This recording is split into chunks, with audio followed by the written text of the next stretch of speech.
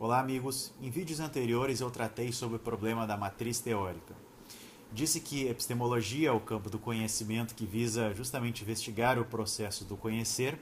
Disse que epistemologia jurídica, então, é o processo de conhecimento do direito e que há diversas matrizes teóricas diferentes ou formas diferentes de se conhecer o direito. Essas matrizes estão conectadas com diferentes tradições filosóficas e, dependendo da matriz, nós teremos observações diferentes acerca do que vem a ser o direito. Logo vem então a questão de por que usar uma matriz. Foi dito que uma matriz ela é superior ao senso comum. Naquele vídeo, então, tentamos comprovar que o uso de uma matriz faz com que o conhecimento seja superior a uma mera conversa de bar, a uma mera conversa em família, porque pelo menos há uma pretensão de um pouco mais de sistematicidade, há uma pretensão de um pouco mais de complexidade. Agora, por que pensar de uma maneira melhor? Essa é uma questão interessante, é uma questão que não está dada, não é uma questão a prioristicamente fácil de ser respondida. Os primeiros pensadores achavam que tinha a ver com a natureza do ser humano, que é alguém que busca a verdade, mas a ideia de que o conhecimento necessariamente ele é algo melhor, de conhecimento científico ele é algo melhor que o senso comum, é algo que precisa ser fundamentado e algo que não é tão fácil assim de ser encontrado. Então a pergunta aqui é pela finalidade da matriz teórica. A matriz teórica, ou de uma maneira mais vaga, o conhecimento jurídico, e eu poderia pensar também o conhecimento sobre qualquer coisa, possui alguma finalidade? Eu dizer que algo possui uma finalidade é uma pretensão muito forte, porque eu acabo tendo um ônus da prova muito grande. Afinal de contas, a finalidade nos dias atuais já não reside mais na natureza. Eu não posso dizer que determinado animal tem por finalidade alimentar o homem. Por quê? Porque essa ideia de o animal alimentar o homem é uma construção social e a sociedade poderia ter se construído de uma outra maneira. Pensar que aquele animal ali serve para embelezar a natureza ou algo assim. Então, atualmente, na contemporaneidade, tudo nós entendemos como construção social. Então alguém vai chegar e vai dizer bem assim, olha, o que você chama de finalidade é meramente uma construção social contingente do século XXI. Você está no século XXI e você está pensando que o conhecimento tem essa finalidade, mas ele poderia ter outra em outra época ou em outros lugares do mundo o conhecimento tem outra finalidade além da finalidade que você está pensando. Então acontece, o ceticismo típico da pós-modernidade atinge a própria fundamentação de ciência. Para que ciência, no final das contas? Me prove por que nós precisamos de ciência. E aí então nós poderemos chegar numa postura cética, bom, é porque é algo que me traz conforto, porque é algo que é simplesmente algo que me agrada. Só que essa posição cética, que não explica o porquê das coisas, acaba, por outro lado, não satisfazendo as nossas pretensões de racionalização. Então nós ficamos de um lado, insatisfeitos por não conseguir explicar por que nós conhecemos, e por outro lado, também nós não conseguimos fundamentar racionalmente o conhecimento. Porque se eu disser que o conhecimento possui alguma finalidade, sempre iremos cair na crítica histórico materialista, ou seja, nós vamos acabar dizendo que a finalidade que nós estamos apontando para o conhecimento nesse exato instante é uma mera construção social do nosso contexto.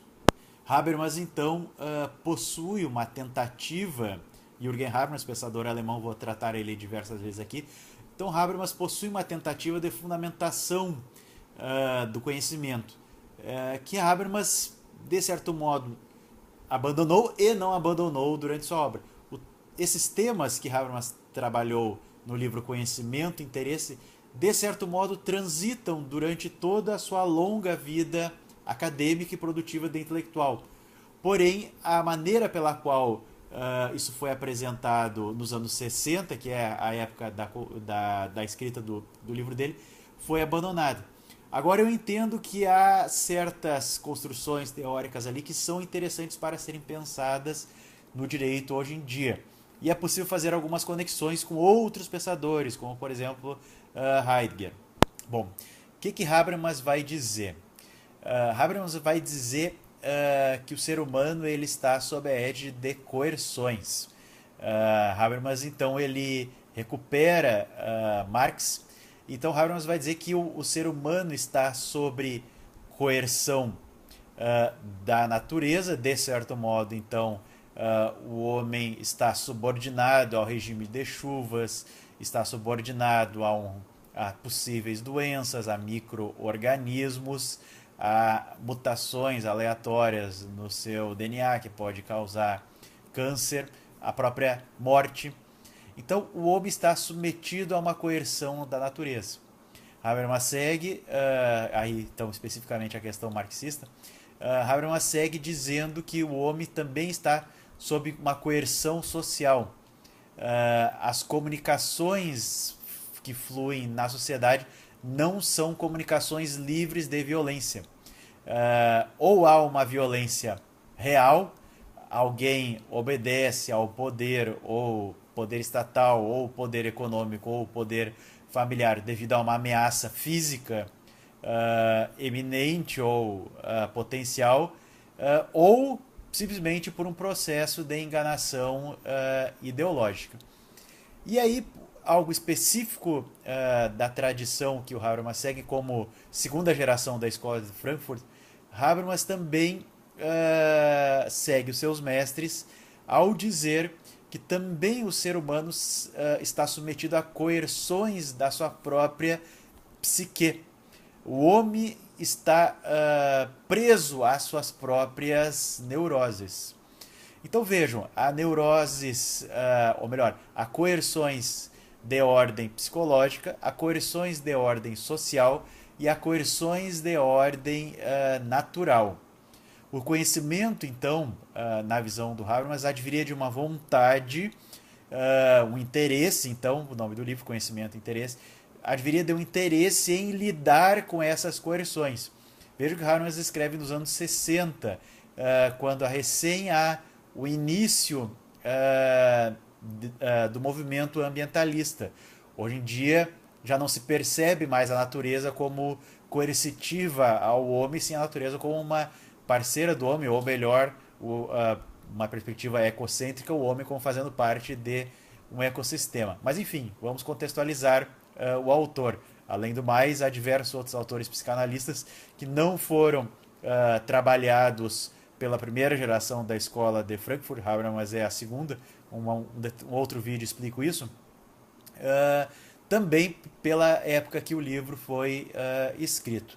Mas enfim, o Habermas então imagina que a ciência, o conhecimento, então possui um determinado interesse, que é o interesse de fazer frente às coerções da natureza, às coerções da sociedade e às coerções da personalidade. Então, há 3 ordens de coerções. E aí, então, o conhecimento serviria de oposição a essas 3 ordens de coerções. É interessante fazer um paralelo com Heidegger. Heidegger vai falar da angústia, da finitude do ser humano, e que essa angústia também vai fazer com que se forme uma espécie de vontade de conhecimento. Então, por mais distante que esses autores sejam, há um paralelo entre eles. Muito bem. Existindo essas 3 espécies de coerções e existindo uma angústia perante as coerções, e essa angústia então forma uma vontade de oposição a elas, Habermas então vai caracterizar a ideia de ciência como aquilo que busca a emancipação das coerções. Então, sim, as matrizes teóricas possuem uma finalidade. A finalidade da matriz teórica é emancipar. Emancipar perante a natureza, com as ressalvas que eu coloquei anteriormente, que é um livro escrito nos anos 60.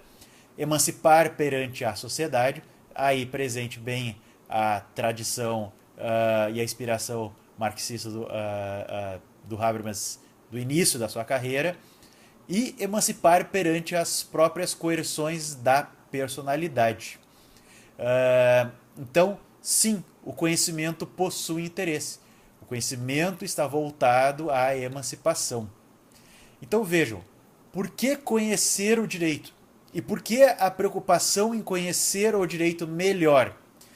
Na visão do Habermas, eu quero conhecer o direito melhor, ter um ferramental mais sofisticado e mais complexo, porque o ser humano, não por força da natureza, por força de Deus ou por força de algo imanente a prioristicamente ou por força da razão, mas enfim, porque o ser humano ele possui uma angústia que o leva à emancipação ante as coerções da natureza, da sociedade e da personalidade.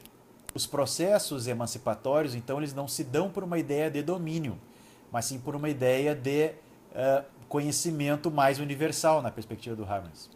Então, na medida que eu tenho conhecimento mais universal e complexo da natureza, eu sou capaz de lidar com as coerções e, com isso, então, ter uma vida mais livre. Essa é a ideia de Habermas. Então, no momento em que há uma evolução no conhecimento, por exemplo, acerca do câncer, eu já não estou, a sociedade, enfim, o ser humano, já não está mais sujeito a ter um câncer não tratado, e aí com isso há uma maior liberdade. Não estar tão sujeito a determinados micro-organismos gera mais liberdade na perspectiva de Habermas. A personalidade é a mesma coisa. No momento em que há um maior conhecimento da personalidade, das possíveis neuroses e as suas causas, é possível que então a pessoa se trate e com isso tenha uma vida mais livre. Finalmente, e é aqui que está a conexão com o direito, na visão do Habermas, as ciências sociais estão conectadas com o interesse então de emancipação, e emancipação na sociedade é uma comunicação mais livre. Quanto menos coerções dentro dos processos comunicativos nós tivermos, por exemplo, menos ideologia no sentido marxista, ou seja, no sentido de falsa consciência, quanto menos ideologia, por exemplo, nós tivermos, melhor a comunicação vai fluir. Quanto mais democracia, quanto mais uma democracia radical for, quanto mais direitos fundamentais, quanto mais seguras as pessoas forem, por exemplo, com relação às suas necessidades materiais, melhor a comunicação vai fluir. Então, o conhecimento acerca do direito não é um conhecimento desinteressado na visão de Habermas. Eu não conheço o direito só por conhecer, eu não escrevo livros só por escrever. Não há uma razão pura me impelindo a escrever livros, não há algo dentro da minha natureza que me faz ler mais e tentar construir um conhecimento mais complexo. Há sim dentro de mim, dentro das demais pessoas, dentro da sociedade a qual me insiro, uma angústia ante a ideia de, uma angústia, melhor dizendo, ante a constatação de uma sociedade coerciva, uma sociedade onde as pessoas não comunicam de modo livre. Aí o conhecimento, então, justamente vai ter a função de reagir ante essa comunicação que não é livre. Então, sim, eu escrevo sobre direito, estudo sobre direito com alguma finalidade. E a finalidade justamente é buscar a emancipação. E o que é buscar a emancipação dentro do direito? Precisamente é comunicação livre da crítica acerca dos institutos jurídicos. Fazer ciência dentro do direito não é só ganhar dinheiro. Ciência séria dentro do direito está voltada à emancipação. Uma coisa é livros voltados para concurso ou livros voltados para a prática do dia a dia do operador jurídico. Agora, quem quiser ser um cientista sério vai ter de ter consciência da sua missão. E a sua missão, então, remonto a Heidegger e remonto a Habermas, que tem a ver com emancipação.